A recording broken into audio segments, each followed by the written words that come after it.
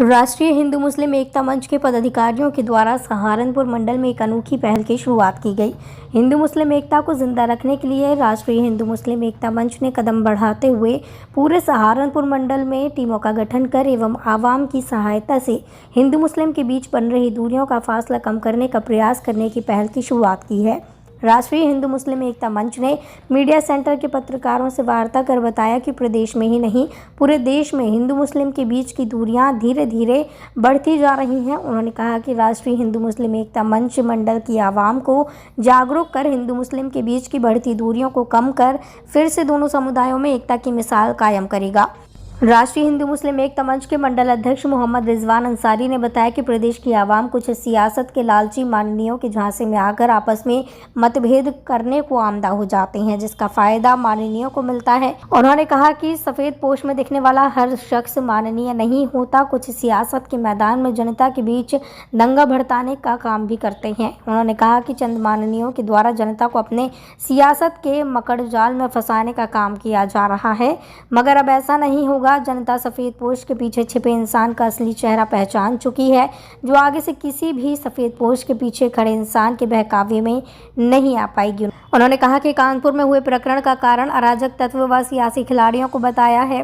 कैलाश नाथ ने कहा कि राष्ट्रीय हिंदू मुस्लिम एकता मंच जनता के बीच जाकर बैठकर लोगों को ऐसे सियासी मैदान के खिलाड़ियों से बचने के तरीके बताए जाएंगे जो कुर्सी के लालच में कुछ भी कर गुजरने की कोशिश करते हैं, फिर चाहे दंगा ही क्यों ना कराना पड़े।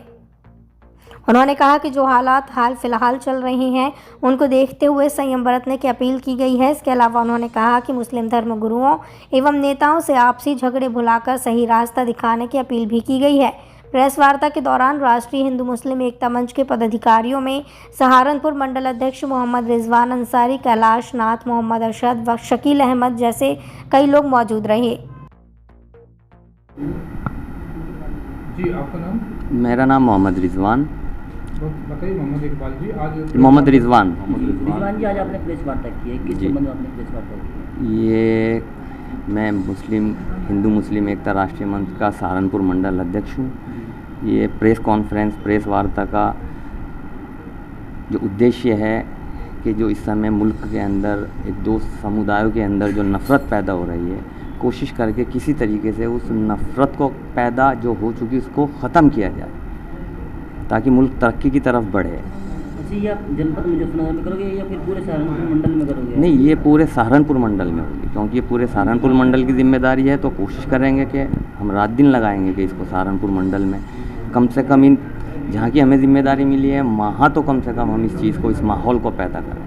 अच्छा, आपकी जो कमेटी है, आपने जो हिंदू मुस्लिम एकता को बनाए रखने की बात कर रहे हो, मतलब किस प्रकार से आप इसको लोगों को जागरूक करोगे? लोगों के बीच में कैसे जाओगे? आप टीम गठित करोगे फिर आप लोग? नहीं, पूरी टीम गठित करके सभी समाज के सभी लोगों को जोड़ के उन सभी लोगों को जोड़ेंगे जो सही को सही और गलत को गलत कहने की क्षमता रखता है, हिम्मत रखता है, उन सभी लोगों को जोड़ेंगे। आपको कारण क्या लगता है, किस कारण से जो हिंदू और मुस्लिमों के बीच में जो पहले बहुत प्यार था अभी दूरियां बनती जा रही हैं? इसका मुख्य कारण क्या मानते हैं? इसका मुख्य कारण पॉलिटिशियन लोग और कहीं ना कहीं धार्मिक लोग जी, कि जो मिसगाइड कर रहे हैं दोनों ही संप्रदाय, और पब्लिक उनकी झांसों में आकर के जो है ये सब जो है उल्टे सीधे कदम उठा रही है। जैसे कल का ही प्रकरण आप देख लें कानपुर का, ये बहुत ज़्यादा गलत हुआ है, होना नहीं चाहिए था।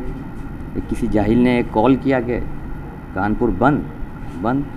वजह है कि कौम इस टाइम बिल्कुल लावारिस है इस समय, क्योंकि हमारे जो रहबर हैं, आलिम लोग हैं, वो अभी मौलाना मदनी साहब ने देवबंद में जनसभा की है, अपनी जमीयत उलमा हिंद की मीटिंग करी है 2 दिन 3 दिन। वो मीटिंग पूरी भी नहीं हो पाई थी कि उलेमा काउंसिल से उसका कैंडम आ गया।